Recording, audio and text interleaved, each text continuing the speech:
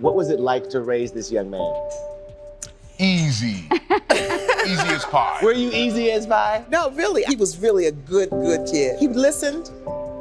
He was a good kid. I've always had a really good foundation, which I think is what helped me during the Cosby years when the job of living in the public eye. Yeah. Because we already had such a strong foundation. I think there were life things that. Ever since the world heard that Malcolm-Jamal Warner drowned in Costa Rica, the story's been treated like a closed book. Tragic accident, a freak wave, and a story. But his mother, Pamela Warner, she's not buying that narrative. And after staying silent for almost a year, she's finally speaking up. Those close to Pamela have made it clear that she is not trying to start drama. She isn't doing this merely for attention, but because, in her words, allegedly, it's killing her to keep quiet. And what she says, well, let's just say it changes everything. Because according to her, Malcolm wasn't just tired or overworked. He was scared. He told her, allegedly, that someone had been following him, that strange cars were showing up outside his studio, that he didn't feel safe. There's always been this struggle to expand the way we're perceived. And this wasn't paranoia. This was a man who'd been in the industry since he was a kid, who'd seen the machine up close and knew exactly what it was capable of. But the question is, why now? Why would someone want to hurt Malcolm-Jamal Warner? Let's backtrack for a second. In the year before his death, Malcolm was quietly working on a book. And no, it was not a memoir or some collection of stories. It was stories about what really happened to Black child actors behind the scenes. We're talking Cosby era behind the scenes. And no, don't get this wrong. We're not talking about some Cosby expose. There were other figures that got away when Cosby got the stick and got thrown in the pen. We're talking pressure,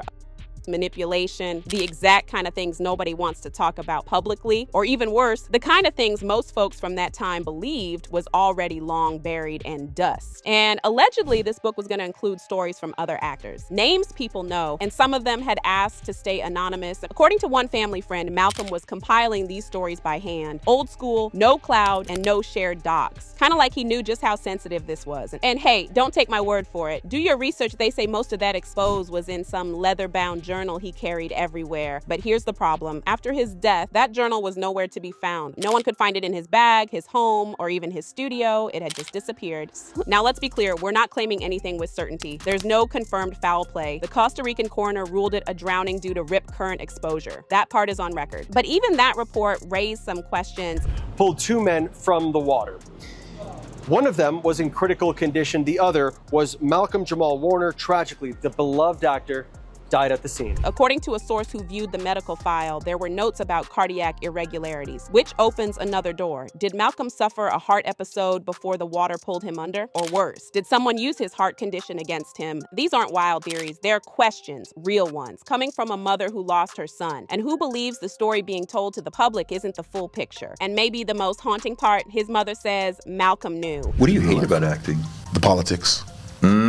Of getting the role, or once you have the role? All of it. About a week before the trip, there were talks about her calling to check in. Word was he sounded calm, maybe too calm, and that he said he was tired, that he needed to unplug, and that it was what got him on the trip to Playa Cocles in Limon Province, Costa Rica. Malcolm might have said something to his mom that we don't know for certain until something official pops up, but word was it was ominous and kind of colors the incident in A. According to those close to him, Malcolm might have been all smiles in interviews, but he had started becoming more withdrawn over the last year. Not in a depressed way, just cautious, watchful. He talked less on the phone, started backing out of interviews. He turned down several projects that would have paid well. And when he was asked why, he allegedly said, "It's not worth being attached to the wrong people." Again, these are just rumors, and there are no ways at the moment to confirm how true any of this is. Now, here's where it gets more disturbing. After Malcolm died, there were reports of some strangers showing up at his home studio in Los Angeles. Neither of them were family, and according to his family, they weren't even part of his known team. Now, these could have just been nosy fans or thrill seekers, but you can never jump to conclusions in a world that's designed to distract you from the truth. It's important to say this clearly. There's no public record confirming any foul play. The Costa Rican autopsy report listed drowning as the cause of death, possibly due to a rip current, but the same report also noted signs of cardiac irregularity, tightness in the chest, and uneven heart rhythm. Nothing definitive, but enough to make you pause. Which raises a question. Did Malcolm drown, or did his body give out before the water ever pulled him under? And if he had been writing something that powerful, something that could have made enemies, was it just bad luck that he never got to finish it? Well, you won't blame his ma if she doesn't think so. It was a miserable experience. Oh, no. And I have my version.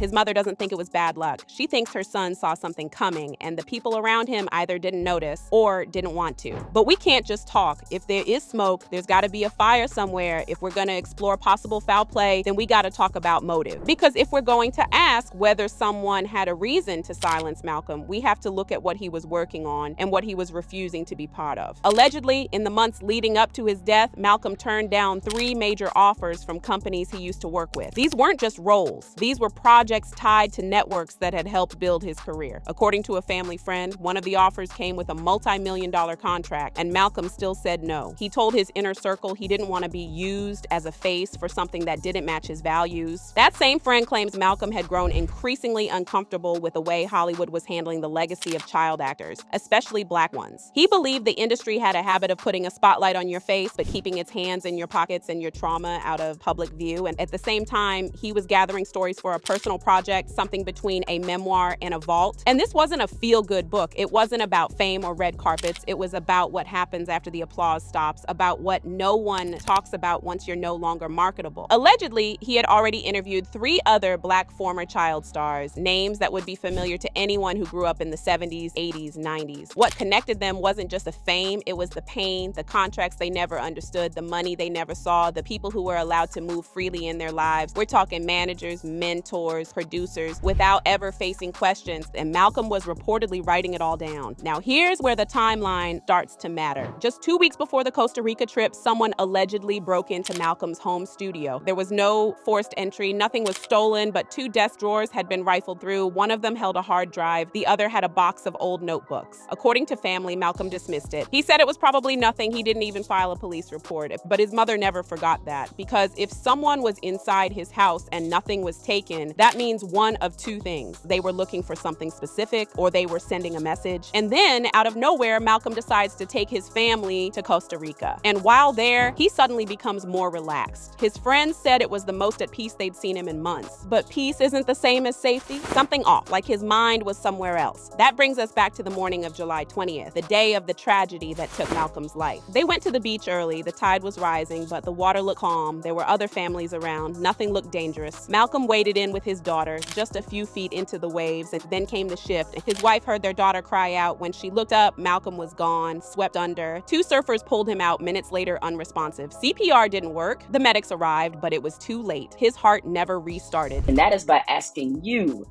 Malcolm-Jamal Warner, when did you become unbothered? Maybe about 72 hours ago. Okay, you win the award for most recent answer. Yeah, I still struggle. I still struggle with not with not being bothered by, shit I shouldn't be bothered with. I think I'm just getting at the point for me where I am I'm the most comfortable in my skin now. Like, I spent so much of my life so concerned about what other people think of me or thought of me.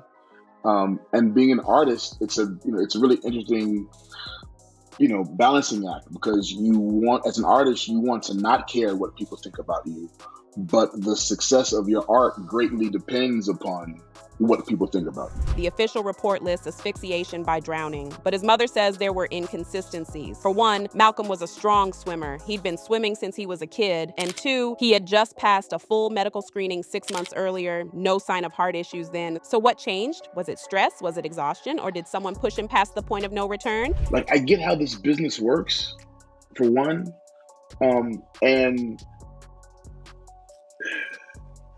there are so many, just that whole situation is so layered, man.